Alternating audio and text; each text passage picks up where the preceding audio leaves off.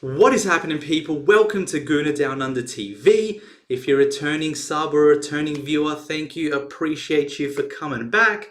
If you're a new viewer here, why not? Already smash that like button, hit the subscribe, stay for the journey. That's what it's all about. Um, Look, I'm not going to cut the slack. I'm going to cut the slack. I'm going to get straight into this. I'm still pissed. I stayed awake till 3:30 in the morning here in Australia. Game finished at about 5:30. Couldn't sleep till about 6 onwards. And for what? Even though we did come back with 2 goals, I just thought it wasn't good enough at all.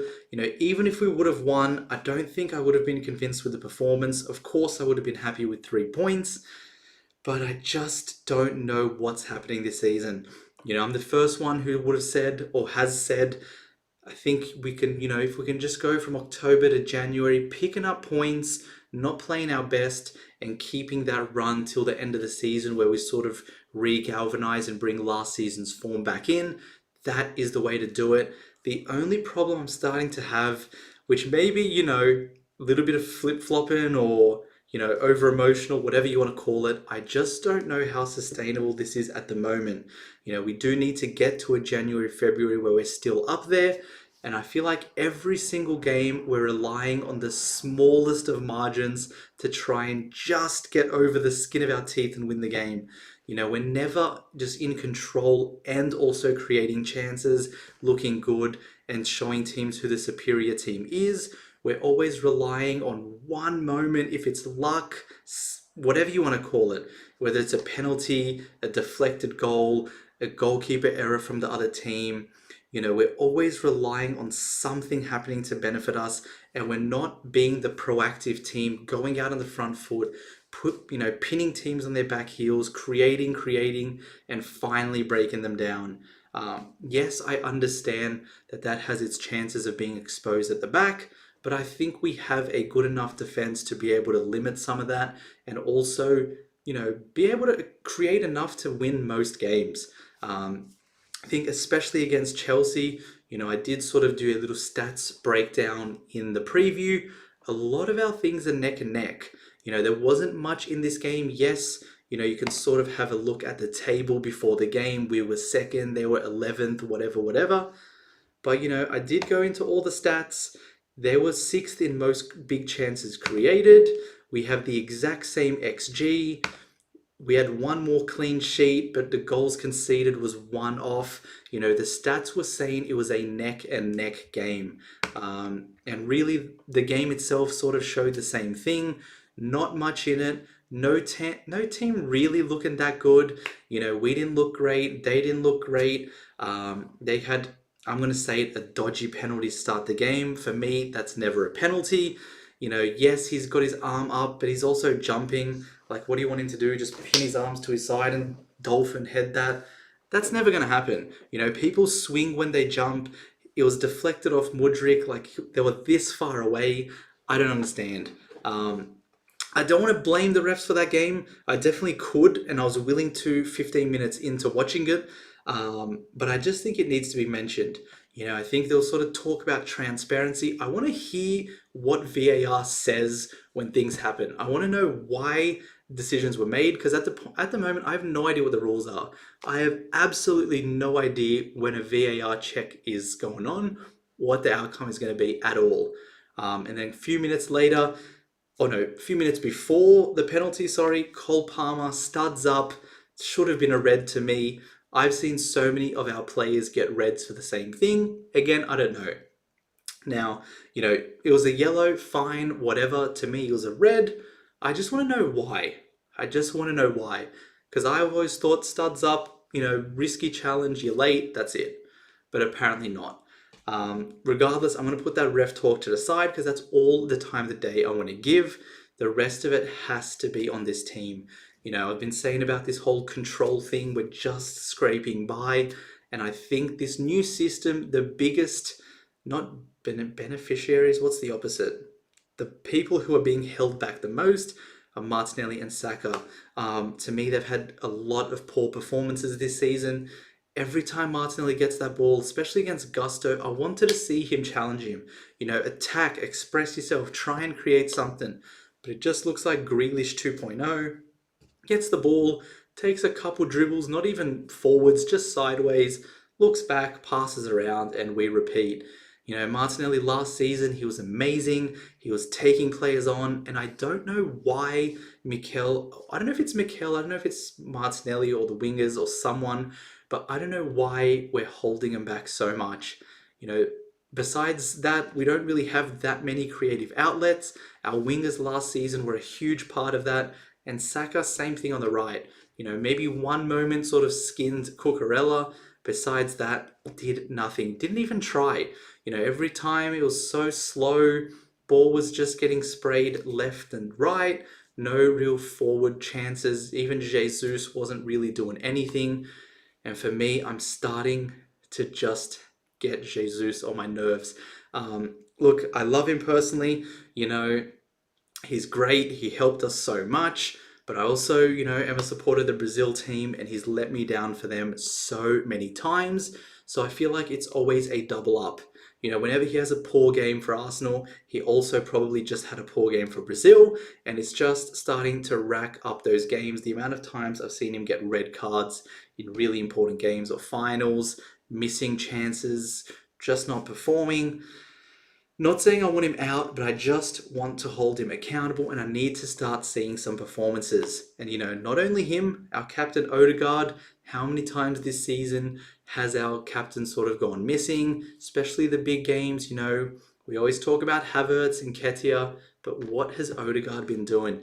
You know, he, alongside Martinelli, Saka, Jesus, is meant to be our main source of sort of creativity, creation. We're just not seeing anything. Honestly, I didn't even know he was playing for most of it. Sort of just running around. Maybe you'd notice him in a press every now and then. Um, Poor performances don't end there. You know, I think it's okay to play Jorginho some games. I just think Jorginho always sort of... The best thing I can say about him, I think when our team is playing well, he doesn't look out of place. Besides that, you know, he's never someone to sort of be one of the main reasons we win a game, or the sole reason, just grab the game by the scruff of the neck. You know that saying, take over a game and make us win. Whereas Partey does. You know, in the international break, he played 45 minutes. He played 60-something minutes in the second game. For me, if he can only play 60 minutes, he does. I don't know why he didn't start. Everyone wanted to see Odegaard, Rice, and Partey, and it's because Partey can impact the game so many ways. Yes, defensively, he gets everywhere, can anchor everything, but also, you know, helping us link the midfield to attack. He is so much better than Jorginho. You know, Jorginho is so slow with it, doesn't really swing it, doesn't make many advanced passes, whereas Partey does. You know, can even drive with the ball, help us offlay something, create something. And so, you know, I think we need him back in sooner rather than later. The last sort of person I want to talk about, David Raya. For me, I don't want to see him play another competitive game until Ramsdale honestly has about 5 terrible performances in a row. I really don't know why he took over Ramsdale's spot. I just don't see it. You know, every game he's either given the ball away, or he's in a bad position, or he just doesn't look that convincing to me. Everyone says he's calm, but that's just his personality. Doesn't mean the way he plays doesn't give any of us calmness. It doesn't, you know, relax us. I think, you know, yeah, it's cool him not showing emotions when he loses the ball, or looking chill while he gives it to Palmer, but it's just not what a good goalkeeper, or like an elite goalkeeper, does. I think, you know, especially for their second goal, some people saying that's Arteta's tactics. For me, he's in no man's land, gets exposed, too slow coming back as well. And to be honest, it was a third chance. Jackson was on a break. Raya didn't know whether to go, whether to stay. He was sort of halfway. Lucky Jackson didn't shoot. Otherwise, it would have been 3-0. To be honest, I'm just done. I understand Ramsdale, you know, had a child today, which is awesome. Congratulations. But I do not want to see Raya start another game with Ramsdale on the bench until Ramsdale honestly has 5 terrible games in a row. You know, I've seen enough from Ramsdale last season's, you know, ever since he came, to convince me he's a good enough goalkeeper. and Raya has not shown me one thing he does better. The only thing people can say is that he kicks well. For me, he either kicks it out of bounds, then the next one he's going to kick it to the other player. Maybe every third pass, he'll kick it to one of our players. His ability on the ball, I haven't seen yet. And I think every single player in the Premier League knows to press him because he does not look press resistant at all. He's so slow on it. He gives me Petr Cech vibes on the ball, to be honest. Slight exaggeration, but that's what I'm saying. Oh gosh. I want to keep ranting. I don't know whether to keep ranting, but I'm going to try and bring this all together now to make it somewhat coherent. So, this was the lineup I wanted. It was pretty much the lineup we got. I need to see Partey in the future. That's step one. Step two, talking point two, Jesus, Martinelli, Saka, Odegaard. I need to see more from all of them. Yes, Saka's got, his GNA. I don't really care about that. I want to see him impacting the game. Some of that is system-based, so Arteta needs to figure something out. This control hype, I don't know. It hasn't really made us look that much better than any team we've played. Yes, it was maybe able to sort of hold City, not let them create any chances, which is perfect, because a game against City, that's exactly what you want to do. But against every other team, I'll give them Liverpool as well, actually. Any other team, we have to be on the front foot. We have to go for all 3 points. Because I think other than that, we're just going to have so many games where we just settle and draw. Because, we've been lucky a lot of games this season. We've been lucky. And yes, so have they. Mudrik's second goal probably was luck. He didn't mean it. Their first goal was, what was it? The penalty that probably should have been a penalty.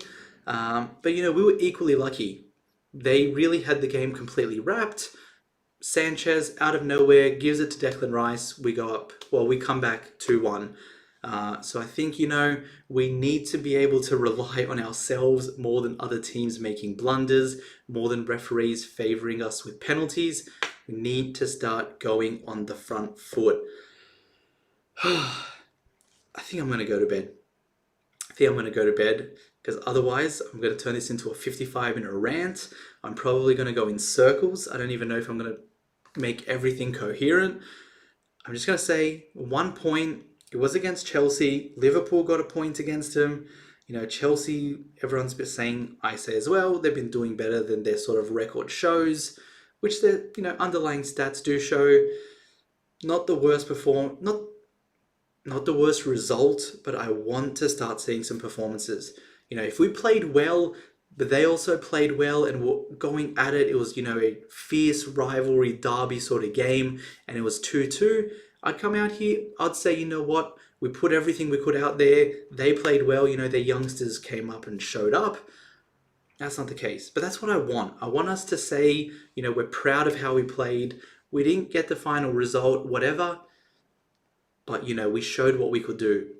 We're still to wait for that. Next game is Sevilla in the Champions League, and we need to get that game going.